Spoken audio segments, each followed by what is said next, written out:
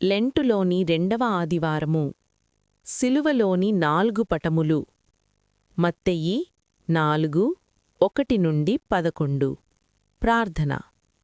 తండ్రి, నీ శ్రమను ఎన్నిమార్లు తరచిననూ అందులోని నూతనత్వము తరగదు.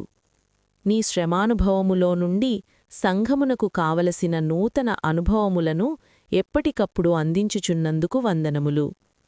నేడును నూతన వర్తమానము దయచేయుమని యేసునామమున వందించుచున్నాము. ఆమేన్. శుక్రవారము మనము ఏర్పర్చుకొనిన ప్రభువు యొక్క శ్రమ చరిత్ర ఆయన శిలువ దినమై ఉన్నది. ఆ వేళ జరిగేటటువంటి కథ యావత్తూ చదివిన ఎడల అనేక విషయములు మనకు బయలుపడును. ప్రతిసారీ ప్రతి ఏటా ఈ కథ చదువుచున్నాము. ఇది మనకు క్రొత్త కాదు. ఈ సంగతులు మనము ఎరుగుదుము గనుక అది మార్చి చూపిస్తున్నాను. ఈవేళ మన పాఠమును 4 పటములుగా విభాగించెదము. 1వ భాగములో సైతాను యొక్క దూతలైన దయ్యాలు, సాతాను ఉన్నాడు. 2వ వరుసలో సైతాను వల్ల ప్రేరేపింపబడి ఉద్రేకము కలిగి ప్రభువును సిలువ వేసిన సైతాను ఏజెంట్లైన శత్రువులున్నారు. శాస్త్రులు, పరిసయ్యులు మొదలుగువారు. 3వ వరుసలో ప్రభువు యొక్క సిలువ, దానిమీద ఆయన పడ్డ పాట్లు. 4వ వరుసలో సిలువ వెనుక అనగా ఆ తర్వాత ఉన్న కథ, అనగా సిలువ, సమాధి, పునరుద్ధానము మొదలుకొని పెండ్లి కుమార్తె ఎత్తబడే వరకున్న చరిత్ర, ఎత్తబడియున్న చరిత్ర. 5వ భాగము కూడా ఉన్నది. అది ఈవేళ చెప్పను. చెప్పినది జ్ఞాపకముంచుకొని వచ్చినది ఇతరులకు చెప్పండి. మొదటిది సైతాను దాని దూతల పటము. రెండవది సాతానుచే ప్రేరేపింపబడిన మనుష్యుల పటము. మూడవది ప్రభువు యొక్క ఎత్తబడిన శిలువ పటము, ఆ శిలువ మీద ఆయనకు కలిగిన హింస. నాల్గవది యేసుప్రభువు సమాధిలో నుండి లేచిన తారీఖు మొదలుకొని పెండ్లి కుమార్తె పరలోకమునకు ఎత్తబడే ర్యాప్చర్ గడియ వరకు 4వ పటము. ఈ పటము కాగితము మీద వేయగలిగితే ఒకదానికంటే ఒకటి ఎత్తైనదిగా వేసి అగుపడునట్లు చేయగలను. వీటిని గాలిలో ఉన్నట్లు తలంచుకొనండి.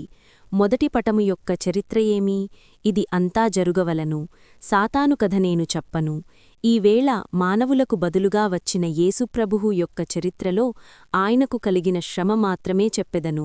ఈ అపవాది యేసుప్రభువును హింసించుటకు పూనుకొన్నాడు. సైతానుకు బైబిలు తెలుసు. మత్తయి 4:6లో సైతాను ప్రభువుతో మాటలాడేటప్పుడు బైబిలు వాక్యము ఎత్తి చెప్పితే ప్రభువు మరియొక వాక్యము ఎత్తెను. యేసుప్రభువు మాటలాడి ఓడించితే ఓడిపోవుదునని సైతాను అనుకొనెనుగాని దాని మోటుతనము చొప్పున మరల శోధించెను. త్రాగుబోతు తప్ప త్రాగినప్పుడు తాను పడిపోదునని తనకు తెలుసుగాని త్రాగక మానడు. ఎందుకంటే మోటువాడు గనుక మూర్ఖత్వము వల్ల మానడు. అలాగునని యేసుప్రభువును శోధించినను ఆయనే గెలుస్తారు అని సైతానుకు తెలిసినను వాడు శోధించుట మానలేదు. దయ్యములకు కూడా ఈ సంగతి తెలియును. మొదటి పటము. కపెర్నహూములో ప్రభువు దయ్యములను వెళ్లగొట్టినప్పుడు వాటికి తెలిసి ఏమనెను? ఇంతలోనే మమ్మును నాశనము చేయుదువా, చేయవచ్చితివా అనెను. వాటి నాశనకాలమెప్పుడన్నది ఇదివరకు మీకు తెలిసిన కాలమే. యేసుప్రభువు శిలువమీద చనిపోయి సమాధై పునరుత్థానముంది ఆరోహణమై సంఘమును స్థాపించి సంఘమెత్తబడిన పిమ్మట 7 సంఘాల శ్రమకాలము దాటి హర్మిగట్టోను యుద్ధాంతమందు అంత్యక్రీస్తు దయ్యములు నిత్యాగ్ని పాలగుదురు. అప్పుడు సైతానుకు చెర, అది ఇంకా రాలేదు, అనుభవములో ఉన్నది. ప్రభువు పరలోకమునకు వెళ్లి చాలా కాలమైనది. వాటికి వారికి నాశనమున్నదని తెలియును. అప్పుడు రావలసినదిగాని ఇప్పుడే మమ్మును ఎందుకు వెళ్లగొట్టుచున్నావు అని దయ్యము ఆయనను అడిగినదిగాని సైతాను ఏమియూ అడుగలేదు. అతని గుండె కొట్టుకొనుచున్నది. బైబిలు 1 యోహాను 3:8లో సైతాను కార్యములు లయము చేయుటకే దేవుని కుమారుడు ప్రత్యక్షమాయనని గనదని సైతానుకు దయ్యములకు తెలియును. అందుచేత దిగులున్నది. అయినను వాడు మూర్ఖత్వముతో నిండియున్నాడు. సాతానును మన పాదముల క్రింద శీఘ్రముగా చితుక త్రొక్కించును. రోమా 16:20 అని సంఘము గుర్తించినది. సంఘము కూడా సైతాను క్రియలను నాశనము చెయ్యునని సైతానుకు తెలిస్తే మాత్రము మానునా? మానక ఇంకా కఠినత్వము కలిగించుకొనుచున్నది. అట్లే మూర్ఖుడు తన మనసు మార్చుకొనక ఇంకనూ ఎక్కువ కఠినత్వము కలిగించుకొనును. అప్పుడే అనగా యేసుప్రభు వచ్చినప్పుడు మాకెందుకాశ్రమ మమ్ము నాశనము చేయడు అని అనుకుని దయ్యములు తమ దుష్కార్యములు మానివేస్తే చిక్కులు లేకపోవును. మనుష్యులు మారుచున్నారా? దయ్యములు మారుటకు ఒకటి పూర్తిగా చెడిపోయిన దయ్యము మారుటకు పూర్తిగా చెడిపోక సగము చెడిన మనిషే మారుటలేదు. పూర్తిగా చెడిపోయిన దయ్యమెట్లు మారును? ఇది ఒక పటము. రెండవ పటము. ఇది దయ్యముల వల్ల ప్రేరేపింపబడిన వారి పటము. యూదులునూ రాణువవారునూ ఎక్కువ తక్కువగా దయ్యము వంటివారే. ఆయన చనిపోయి సమాధి చేయబడి తిరిగి బ్రతికివచ్చునని వారికి తెలుసునా? సైతానుకు తెలిసినంత బాగా వారికి తెలియదు. యోహాను ప్రకటన గ్రంథము వ్రాసిన తర్వాత చదువుకున్నవారికి తెలియును. అదైనా కల అనుకునుచున్నారు అని తలంచుచున్నారు. అందుకే వీరేమి చేయుచున్నారో వీరెరుగరు అని ప్రభు అనెను. ఎరుగుదురుగాని ఎరుగరు. అందుకే మోటుతనముతో ఆయనను సిలువవేసిరి. అంతకుముందు కొంత కథ నడిచినది.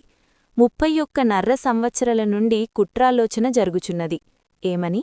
యూదుల మతమునూ మోషే ధర్మశాస్త్రమునూ ఈయన మాటలు పడగొట్టేట్టున్నవి గనుక ఏమి చేయవలెను అని మాట్లాడుకున్నారు. అప్పుడు వారి మనస్సులో ఏమి తీర్మానించుకున్నారు? చంపడము తప్ప వేరే మార్గము ఏదీ లేదు, చంపడమే ముఖ్యము అన్నారు. ఇప్పుడు ఈ వరుసలో దుర్మార్గులైన శత్రువులున్నారు. కీర్తన 22. దావీదు వారికి బాషాన ఎద్దులు, కుక్కలు అని పేరు పెట్టి అవి నన్ను చుట్టుకున్నవని అనుకున్నాడు. దావీదు వారికి ఆ పేరు పెట్టెను. వారు సిలువ వేస్తే అంతా అయిపోవును అని అనుకున్నారు. ఎందుకనగా వారొకటి విన్నారు. అబ్బాయి, నీవు త్రాగుచున్నావు, రోడ్డుమీద పడతావు, వాంతి అగును, ఇదంతా ఎందుకు? త్రాగుట మానుము అని అనినను వాడు వినక త్రాగును. అలాగే ప్రధాన యాజకుడు చెప్పెను. మరియు కావలికాయువారు కూడా చెప్పిరి. 3వ దినమున లేస్తానన్నాడు, ఎందుకు లేవలేదు అని వారన్నారు. రోగులను బాగుచేసినవాడు, చనిపోయిన వారిని లేపిన ఆయన, దయ్యమును వెళ్లగొట్టిన ఆయన లేవలేడా అని వారు గ్రహించుకొనవలను. కాని గ్రహించలేదు గనుక వారు త్రాగుబోతువారే. ఎందుకంటే ప్రభువుకు కీడు చేయవలననే వారికి ఉన్నది. ఆయన లేచిన తర్వాతనైనా క్షమించుమని అడుగవలసినది. అప్పుడు తీరిపోవును. గాని వారు అట్లు అనలేదు. అవతల సైతాను పటాళమున్నది. వారు కలవనివ్వరు, చెవిలో ఊదుదురు. ఇది ఘోరమైన పటాళము. 3వ పటము. ఇది సిలువ పటము. ఇది లోకమంతటా కల్వరిమీద కనబడే సిలువైనది. ఆయనకు తలమీద, కాళ్లల్లో, చేతులల్లో బాధలు, ప్రక్కలో పొడిచిన బాధ ఉన్నది. ఇది సిలువ చరిత్ర. ఈ ప్రకారము జరిగినప్పుడు యూదులు దగ్గరున్నారు. వారితోపాటు సైతాను, దయ్యములున్నవి. వారికి వీరికి జాలిలేదు. ప్రభువు ఒంటరిగా సిలువ వేయబడెను. ఈ 3ను జ్ఞాపకముంచుకొని మరిచిపోకుండా ఉండేటట్లు ఇతరులకు చెప్పండి. 4వ పటము. ఆయన సిలువమీద ముండ్ల కిరీటము వేసుకొన్నాడు. జయించిన తరువాత నిత్యజీవ విజయ కిరీటము వేసుకొనను. గనుక వీరు సిగ్గుపడవలను.